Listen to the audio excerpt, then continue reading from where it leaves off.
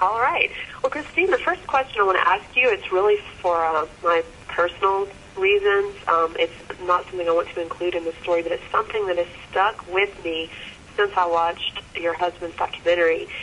And it's the parts with the mothers being forced to give AZT to their children, and they threaten the state to take their children away. As a woman myself who wants to have children in the near future, and you said pregnancy even can make you show up positive on an HIV test. What can I do to protect myself? What can women do to protect themselves? You know, that's a great question for which there is no answer. A positive test result supersedes everything. If you have no risk factors, if there's no plausible, logical way to explain the positive test result, if you're a perfectly healthy person, say married for 10 years to a negative testing partner, there's no evidence of any infidelity in the relationship, you are in possession of a healthy number, so to speak, of T cells, you have no so-called viral load, that test comes up positive, that is regarded as the ultimate truth in the situation, the truth of your health, the circumstances, your choices. All of those are dismissed and disregarded in favor of giving the ultimate authority to the test, which is so frightening because the test is non-specific. Mm-hmm. None of the HIV tests have been validated by the direct isolation of HIV from any positive testing human being anywhere, ever, at any time, in any study that's published anywhere. And the tests all carry disclaimers that you and I had discussed previously, in which they state that, for example, the viral load test states it's not intended to be used to confirm the presence of HIV, yet that's what it's used for. So what do? I don't know. I don't know. And even though it has this disclaimer, it dictates your life. Once you turn out positive, as a pregnant woman, do hospitals force you to take an HIV test? You know, they're becoming routine as part of prenatal screening. And you can even say, I don't want it. Yeah. And it's because the lab reports oftentimes default to the standard, even though you say you don't want it, and the practitioner you're working with may honor that, the forms may default to having that ordered anyway. That's happened to me twice. That scares the hell out of me, that I could be forced by a hospital or by the state even to, if I was pregnant and happened to show up HIV, that they could force me to give poisonous drugs to my child. Like, that really scares the hell out of me. And in the name of helping you and helping them, and also assuming that any objection to those drugs is based on your ignorance or your denial. So these can't even be regarded as well-founded, intelligent choices. Any choice, no matter how well-informed, no matter how rational, is regarded in only two ways if it deviates from what the standards of care recommend. You're in denial or you're ignorant. But in either case, you're a danger to your child, and therefore the state intervenes. And on the same topic, I just wanted to mention to you, I've been going over my the charges that have been leveled by the medical board against one of my daughter's pediatricians. Mm-hmm. And based on the idea that she must be positive because she's my daughter, and she must have died from AIDS because somebody said so, they've actually charged him with things like not reporting diaper rash. Oh, God. In the medical records. This is her pediatrician? Yes, yeah, and they changed her diaper rash to candidiasis. That's not written in my daughter's medical records, but they changed the description of diaper rash to candidiasis, which is an AIDS-defining illness, and then they want to know, they're citing the pediatrician for not investigating why my daughter had candidiasis when she never did. Oh, my God. So you can see what happens if there's this specter of testing positive that is even close to the child. Everything is viewed through the either misguided, hysterical, or malicious lens of HIV. I don't know why they decided to write candidiasis. It's either misguided, hysterical, or malicious. And I can't speak to their intentions, but any way you go, what you end up with is an extraordinarily prejudicial way of handling everything. They're also citing my pediatrician for letting my daughter be thin. Letting her be thin? I'm thin. When I was 20 years old, I think, when I finally broke 100 pounds. I come from a thin family. We're all thin. We're long-limbed and thin. My son is thin. My husband used to be thin until we got married. And, he comes from a relatively small family, and we're just kind of smaller people. So the percentiles that they put children in for their weight and height are probably not going to speak to us, genetically, because we're not like most Americans, which today struggle with obesity and being overweight. And percentiles are nothing but averages, and when your average child is bigger, the smaller ones look even smaller. But, for example, my son was in the same percentile as my daughter, his life during the same ages that she is during these times in which the medical board is citing the pediatrician. He's HIV negative and perfectly healthy. My brother's daughter is 3 years and 9 months old. She weighs 27 pounds. My daughter died when she was 3 years and 5 months old, weighing 29 pounds. In her case, they call that failure to thrive. Oh my God. In my brother's case, he's got a petite daughter who, if anybody wants to spend more than 10 minutes with her, will be totally worn out by her abundant energy. She's incredibly athletic. I mean, the notion that alone is failure to thrive could only be put forth under this ridiculous lens of HIV, which goes back to that original question. It's so sad because it supersedes all logic, all evidence, everything. That is held as if it were handed down, from a hand coming through the sky or a burning bush. It's so scary to think about this. And that leads me to my next question. What do you, just personally, why do you think that the scientists in the AIDS community, they're so against this idea? They don't want to have a dialogue. They don't want to talk about it. They immediately they will throw their point of view out there and not even really give any explanation. It's, no, HIV definitely causes AIDS. That's it, end of story. They don't even want to talk about it. Why? I don't know. You'd have to ask them. Yeah. When I've tried to ask them, they say it's because this information is dangerous. And when I speak publicly, I'm doing damage. And so I suggest that if it's dangerous, it should be stopped, and damage could be controlled by their presence and a sharing of the facts. And I'm willing to, I'm more than willing, I'm anxious to stop doing this work. It doesn't pay me. It's always done at a sacrifice of time, of energy, of focus, of something. It's not like I've got this great career carved out of it. Please, if I'm wrong, please show up, please point this out, and I'll move on with a clear conscience to something else. And I think we'll all feel better if, we can just figure out what's going on here. And, there's just no way. And some of them are very, very rude about it. Like there's one particular... Oh, my God.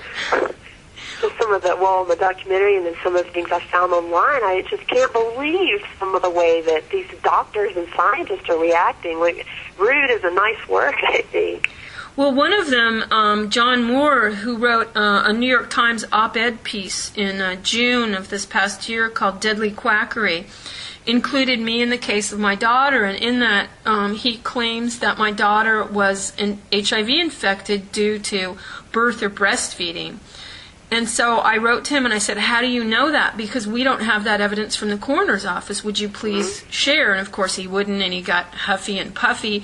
And he also said something in writing, which surprised me that he would put it in writing, to someone else who was asking for similar information on my behalf, he said, I hope Christine Maggiore is charged, tried, convicted, and sentenced for her attitude. I think it wasn't her actions necessarily, but the way I've acted with regard to the death of my daughter. That really is weird. And then you have people who don't cuss and scream and fume and stomp like he does, who simply disappear when you ask them a question. There was a gentleman who was cited in the Elle magazine article about me. I think his name is Norman Faust, and he's a medical ethicist, a bioethicist at a pediatric hospital in Wisconsin. Mm-hmm. And because of his comment and his area of specialty, he was asked by the organizers of an event I spoke at in Boston if he would participate in dialogue with me on the topic of bioethics as they relate to these questions about HIV, AIDS, children, motherhood, etc. Because he said, that this was a clear case in which a life could have been saved had this child been tested. And it started out quite friendly. He couldn't attend because it was too short a notice, but he wanted to know more about my situation, and he stated something to the effect that we only hear part of the story in the media, and he would like to know more. So I wrote to him, and I sent him links to other information, and we agreed that we would talk when he returned from a vacation. He was on with his family, and he was nice enough to write to me while he was on vacation. And I've never heard from him again. After sending him that information, I've sent several very polite solicitations to reinitiate the dialogue that began, and he's just disappeared, which is they either scream and yell or disappear.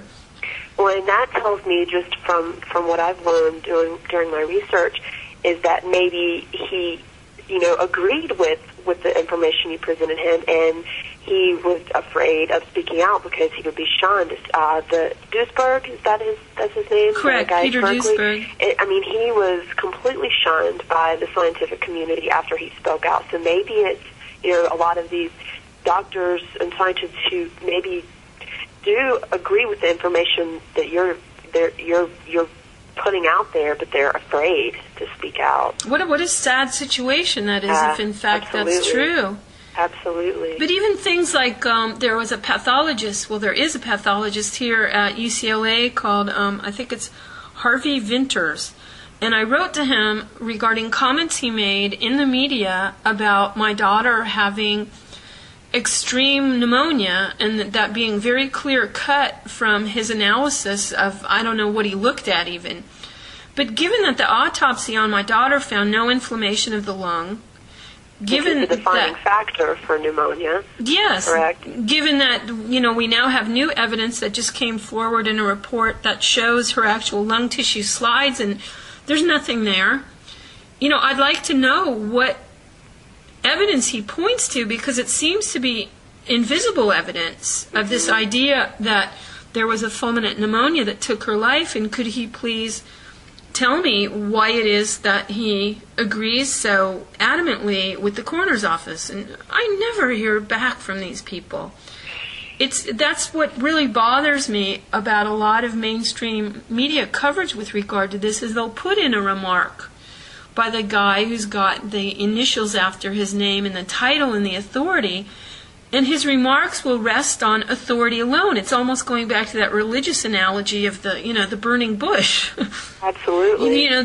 Where's the burning bush when you have, hey, how do you say this in light of these facts here, and all of a sudden the flame's out and no one's around to talk anymore? It's very, very frustrating. It seems that everyone, especially having to do with your daughter's death, everyone seems to have an opinion and something to say about it, and to say, she died from AIDS-related pneumonia and this and that. When they weren't involved, they didn't see the evidence, they don't have the evidence, and now that, you've come out, you've got the evidence now that, no, that's not the case at all. These people, like you said, they kind of disappeared. They said what they wanted to say with no backing evidence, and then just, they're gone. Yeah, it's like, they scatter like cockroaches when you turn on a kitchen light. Yeah, good analogy. I read about a time, I don't know how recently it was, but you met President Mbeki from South Africa. Can you tell me about that? Yeah, that was back in the year 2000, and that was, again, just a series of interesting coincidences.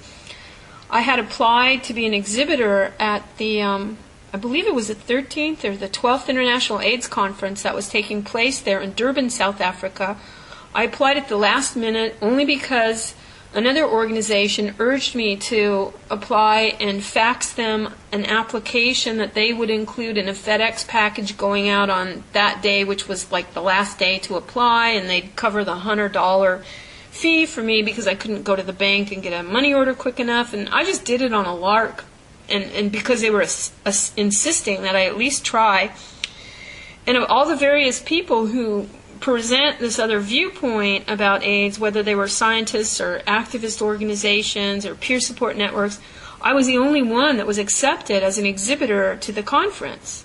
Wow. You know, me who applied as a lark at the last minute. Yeah. Without knowing how we would get to South Africa, who would pay for it, and, you know, how the heck it would be to travel with a 2.5-year-old across the world. And it turned out to be utterly brilliant the way it all worked out, and we had a fantastic time at the conference. We met so many people. We ran out of materials so often. We had the Kinkos of South Africa working overtime to keep us stocked with information to share with people. And at the end of our stay there, for some reason, the airlines deleted our return flight from our itinerary, and we were stuck in South Africa. We actually got stuck in Johannesburg, and we were stuck there for 10 days or so, and luckily had met a journalist at the AIDS conference who said, if you're ever in Johannesburg, come stay with me. So we're here, and as it turned out, it was me, my husband, my son, and my mom. My mom had come with us to South Africa at her own expense to hang out with Charlie while Robin and I worked as exhibitors, and then she went on to a safari on her own, which is kind of remarkable at her age. She just turned 79, and she's such an amazing person. But she ended up getting stuck in Johannesburg, too. So while we were there, the journalist I was staying with, I said, you know, I don't want to sit around Johannesburg and not do anything. If there's anything I can do to be helpful, any meetings, anything, let me know. And somehow that evolved into a meeting with Winnie Mandela at her home. Wow. A meeting with Nkosi Johnson, who was a well-known child AIDS activist, and also a meeting with President Thabo Mbeki. And that, to me, was just so, I mean, I don't know, I often feel like a bear walking around a campground with a pot stuck on my foot. I don't even know how I stumble into these situations, and I feel sometimes graceless, and I don't know why I'm there. And it was such an honor to meet such a man of great intellect and integrity, and it was really beautiful. And it was just sheer coincidence, and that ended up being a story that went into Newsweek, which ended up making me a subject of interest for 2020 and so forth. So it's funny how it was all just because Virgin Atlantic accidentally deleted our flight home. Oh, can you talk, I know the first time we talked, you spoke about the whole psychological environment that people, once you tested positive on the so-called HIV test, that people kind of expect you to die. Can you talk a little more about that? Yeah.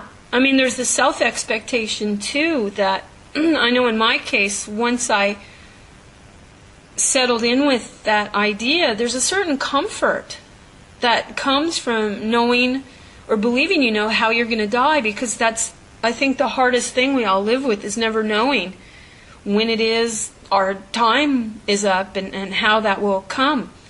Wow. And once somebody tells you how you're going to die, it's almost a relief. And that was one of the things I struggled with most when it was suggested to me that I retest, because I'd found a certain comfort in knowing how I would die, and I kind of didn't want to let go of that and be like everybody else, back to that mystery.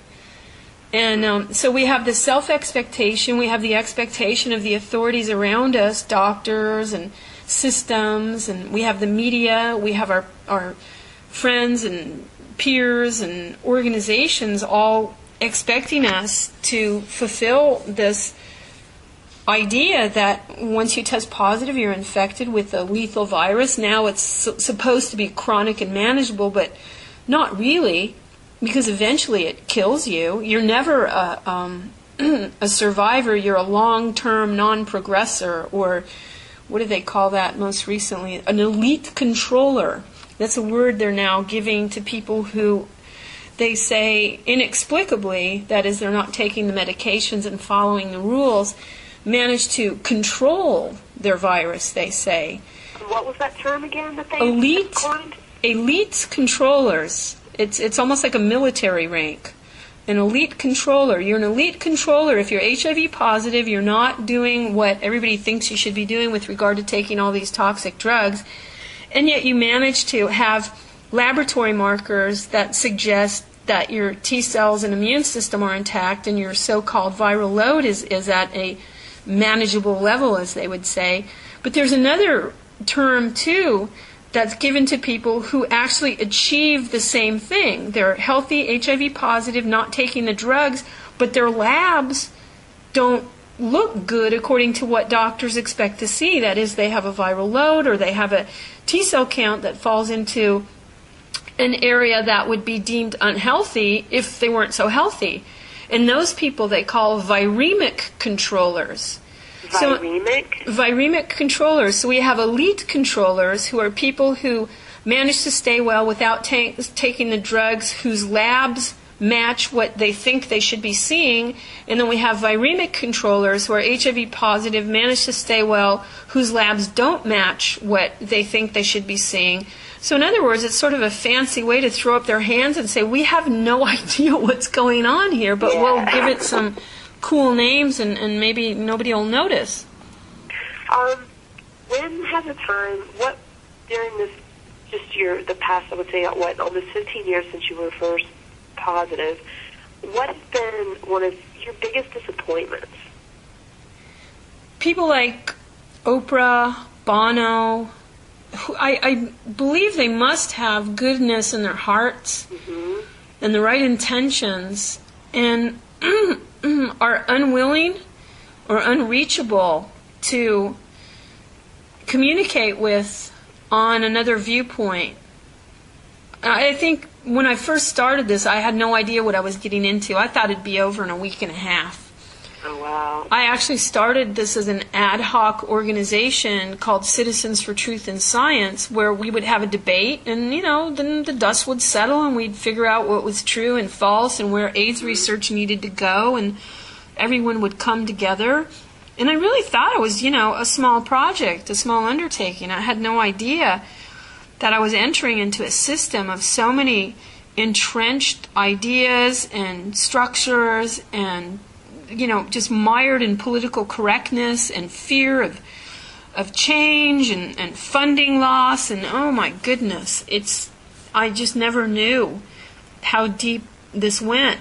The problem is really more than just about AIDS. It's a systemic inability to stop and acknowledge doubt, error, uncertainty, and sometimes a need for a new beginning on a path that is very well trodden and that many people have walked and are walking, that sometimes we need to ask, where are we going and where are we headed? And the greatest disappointment to me has been the systemic reluctance and the inability to touch somehow the hearts of these people who I know have good hearts, and getting them to see the humanity in this other viewpoint and approach. I think that's probably it. Like I said, I have done tons of reading and research about everything, really, and I feel like I've gotten tons of good information from you. I'm not going to make up information. That blew my mind that so many journalists have done that with you. It's just incredible to me how that's done. I just, I haven't, I don't know if I would believe the extent to which there has been misrepresentation, omission, and just downright dishonesty had I not experienced this myself because my tendency is always to see the better side of people and situations, and it's been difficult, this reckoning with the fact that quite often this better side takes a leave of absence when it comes to this issue especially.